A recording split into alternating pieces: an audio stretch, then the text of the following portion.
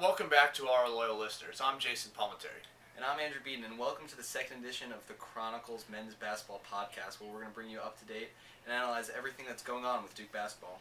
Yeah, through 3 games, Duke is, just as you would probably expect, 3-0. However, it didn't come easy. In the opener Friday night against Belmont, just as we predicted, the pesky Belmont squad kept it really close. Final possession for Duke, 20 seconds left. Andre Dawkins hit a 3 to put Duke up 4. Had that shot not gone in, Belmont has the ball and a chance to take the lead.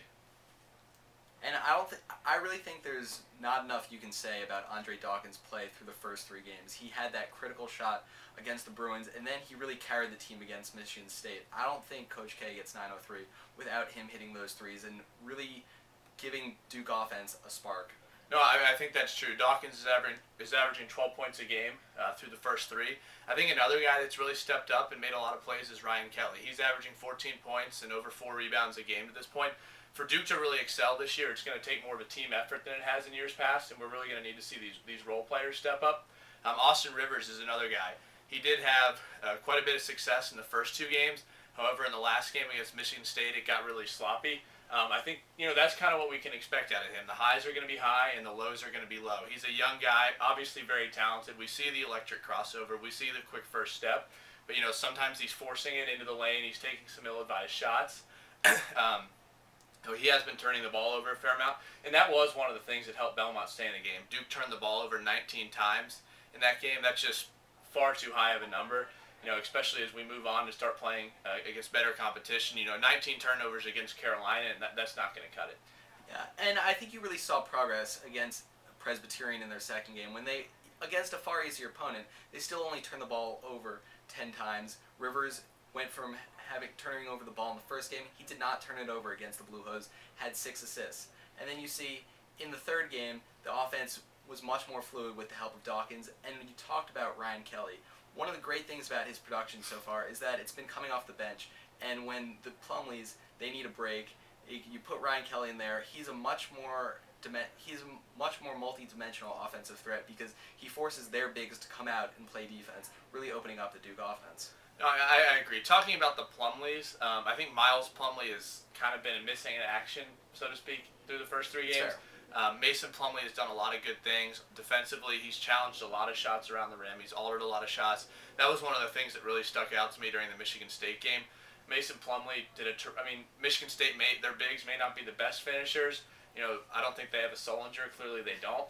But Plumlee was really doing a good job of getting his hands on some shots, and making others a lot more challenging. He also did a good job on the defensive glass, and if that's something we're going to need to continue to see out of our bigs, hopefully Kelly and Hairston can help out some there too, because it doesn't look like our perimeter one-on-one defense is nearly as good as it has been in years past. And offensively, I think, when was the last time you saw Mason Plumlee try and play back to the basket basketball the way he has in these 3 games? I think his attempts and efforts to make post moves are completely different than they were last year. And even though he's not always successful, it's really been a transition for him in terms of you're seeing him make some moves. You're seeing him at least start to create for himself on the offensive end. That's an astute point. Mason Plumlee, we saw the sky hook against Michigan State. We saw a good attempt at an up and under. He did miss the reverse layup. But, I think what we're seeing is, Mason, in his 3rd year now, his offensive game really is starting to develop. And I think what that means for us is this will probably be his last season in Durham. I think he'll be headed to the next level after this year. Well, if there is a next level after this year. Yeah, that's the other thing. It was interesting. Coach K, 903. I don't even think we mentioned 903 yet. And obviously an incredible accomplishment. Duke did get the first 3 wins. It happened in the Garden. It was a great scene with Coach Knight on the call. I think that's the lasting image a lot of people will have is Knight and Krzyzewski, exchanging words there after the game. But yeah, all the NBA guys, we're there.